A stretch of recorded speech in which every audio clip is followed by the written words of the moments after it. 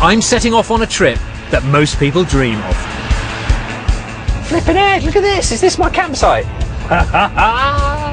Heading across the UK to discover the best that campervan living has to offer. It's alright, isn't it? My trusty sidekick and home for the summer is my 1970s classic campervan. This could be a momentous moment. My first overtaking manoeuvre. I'm going to fish, forage and cook, tasting my way around Britain. Oh my word, it's delicious. They are sensational. Baked beans on toast, take a hike. I'll be cooking up the freshest local ingredients to create the best in campervan cuisine. That, I would argue, is perfect. I'll be revealing the secrets of successful campervan living. Brings the van level. It's really difficult to cook on a slope.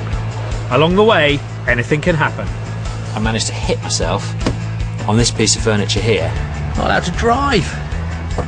I think the clutch cable's broken. So if you've ever dreamed of hitting the road and heading off, come with me on my Great British campervan food adventure. Clear road in front of you, king of the road.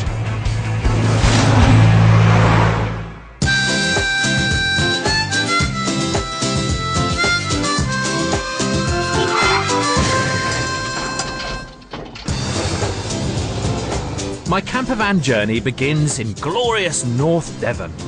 Oh, this is absolutely gorgeous. I wish the tide was low, I'd go for a surf. Wow, what's that? It's a gorefish. I find the finest ingredients the sea has to offer. Pick out the biggest ones. It's going to be fantastic. I pull the van over for some roadside foraging. God, such an amazing, strong, garlicky smell. And I try and get dinner ready before the sea washes it away. The dam is breached. The dinner's ready.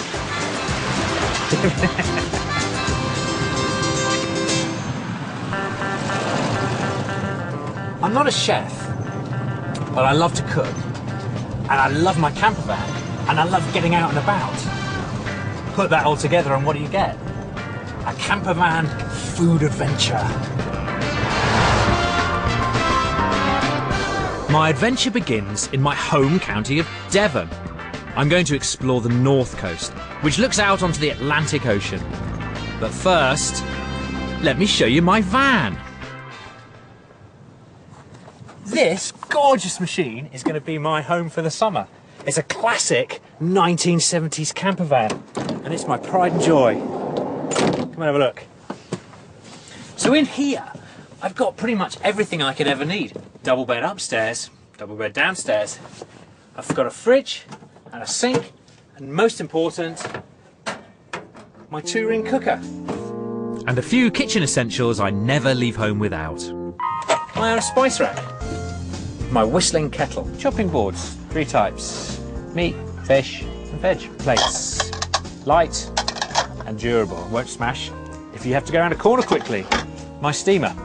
Really handy. Tea bags. And that's time to hit the road.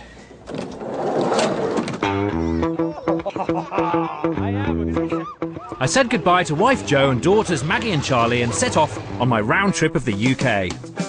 And it looked like it was going to be a glorious sunny Devon day. I was already off to a great start. 15 years ago, I packed up my first campervan with everything I owned and headed west on the M4 for a new life at the coast. And really, I've never looked back. Every morning I wake up and thank my lucky stars that I'm able to live in the way that I've always dreamed of.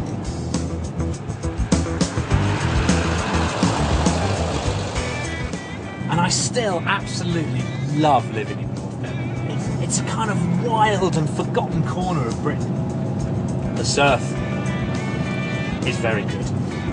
The beaches are incredible. And the scenery, to die for. I headed for the coast to rustle up my first campervan meal. Now, I'm an old hand with campervans, but the one I'd be driving on this adventure I hadn't taken on a long trip before. Even on this first stretch, I was starting to encounter its little quirks. It's actually one of the hottest days of the year today.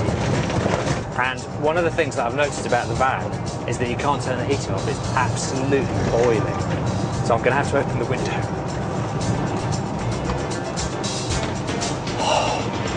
That's better. Tonight I was planning a menu of mackerel served with new potatoes and a spicy mojo dip. Clovelly is a traffic-free village. Not the ideal spot for a campervan adventure, you might think, but with views like this, I thought it was worth a stop-off. Wow. I'll tell you what, that's why I gave up everything to come and live down here. Simply beautiful.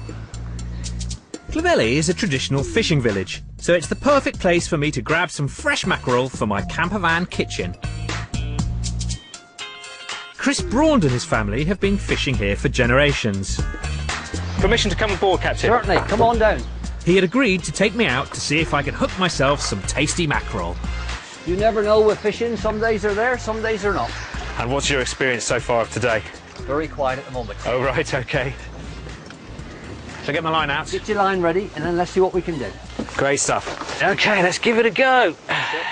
You got a Got a spinner nice there? spinner on there. Lovely. Figured I'd do a bit of spinning. Oh. I can just about talk the talk, but the truth was in the casting.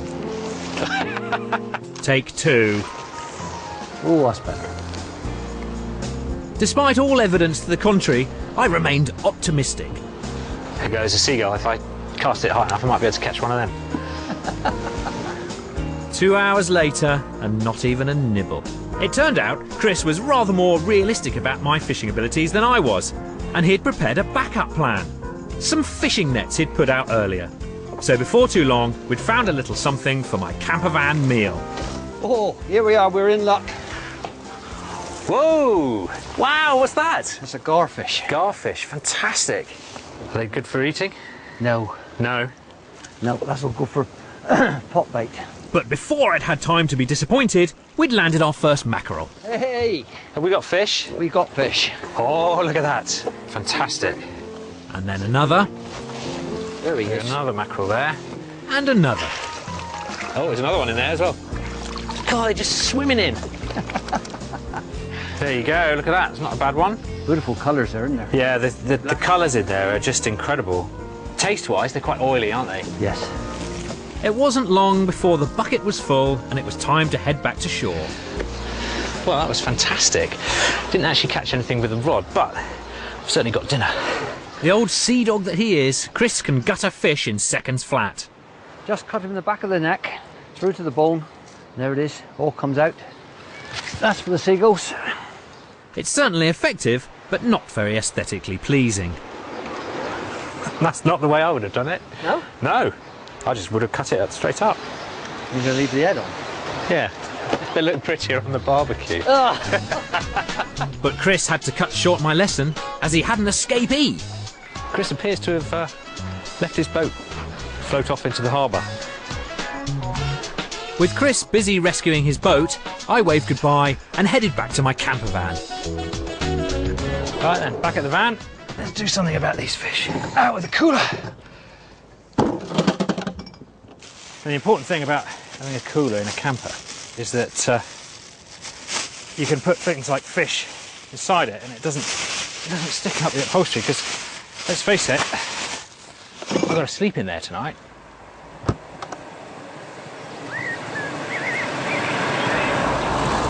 Having owned campervans for over 20 years, I've learned a few things. But there's one thing that you should never, ever forget, and that, pack light. There's not a huge amount of space back there, and every inch is precious. And besides, the more weight you carry, the slower you go. So with that in mind, I was going to be picking up just enough fresh ingredients to cook with as I went along. What better way to sample local produce? A local farm shop would surely have what I needed for tonight. Fresh herbs, new potatoes, garlic, and a couple of lemons.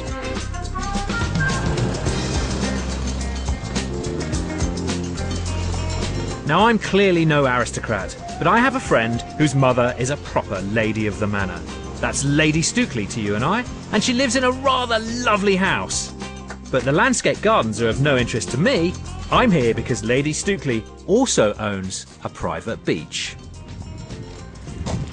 Hello. Oh, hello, Martin. What are you doing here? I fancied cooking up a bit of a barbecue, so I was wondering whether or not you'd let me camp at the beach tonight. Do, please. Okay. And have a good evening. Okay, Yeah, thank you very much. It's really nice to see you. And you. Take care. Bye. Bye. 30% of Britain's beaches are privately owned. But of course, you can't just turn up and park for the night. However, if you're nice and polite like me, you might just get to stay on a little piece of paradise. And paradise doesn't come much better than this.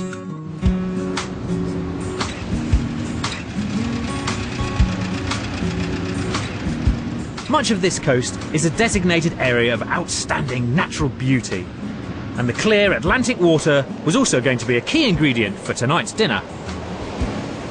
Oh, this is absolutely gorgeous. It's been a while since I've been down here. It's absolutely fantastic. I wish the tide was lower, I'd go for a surf. For my freshly caught mackerel and new potatoes, I wanted to make the most of my environment with a little campervan cooking secret. So what I'm going to do is go and pick up some seawater to boil my new potatoes. What happens with this is you boil the potatoes in the seawater. When they're cooked, you tip the seawater out and then cook them for a few minutes in the pan, and all the salt crystallises on the potatoes and makes a really crunchy, delicious, salty, real taste of the sea. So once I'd got my seawater, it was back up the cliff to set up my campervan kitchen. My barbecue would take the longest to get going, so that was my first job. I love these little bucket models. Simple, quick, small, and reusable. Perfect. It really depends on the kind of beach you go to, how much driftwood there is. So, you know, if you do intend to have a fire or a barbecue, it's not actually a bad plan just to bring a few logs with you from home.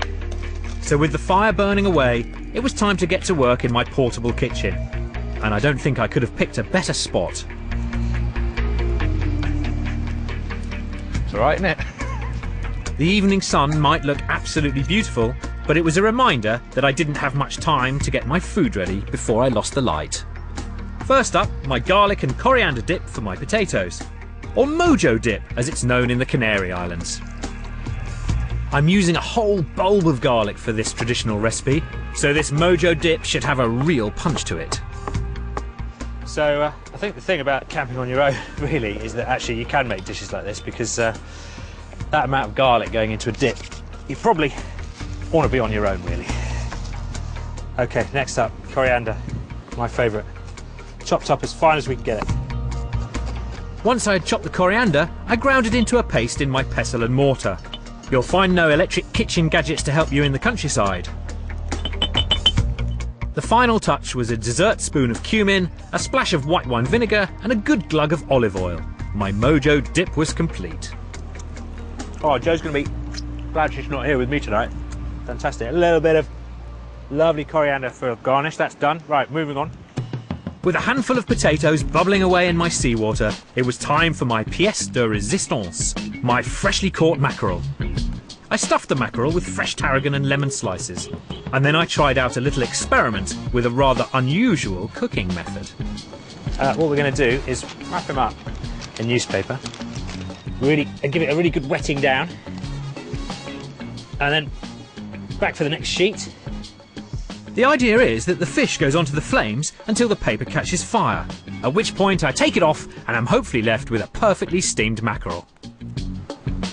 I'm not sure where it comes from, it's just one of those kind of almost mythical ways of cooking fish. It's just been one of those things that people discover as they go along. So I shifted my boiling potatoes to my handy don't leave home without it portable gas hob, whilst I got this fish on the flames. I like to experiment, but I'm no fool, so I also did a backup mackerel in foil, just in case. And we just let them steam away. As we reached the last snatches of daylight, my potatoes were finally boiling. After draining the water, I put them back on a low heat, allowing the sea salt to crystallise on them. And thankfully, my fish were done too. Fairly well burnt. The fish. Let's have a look at this. If the legend is to be believed, then we've got ourselves a perfectly steamed fish inside here. Wow, there's that fish. So there you go, look at that. Wow,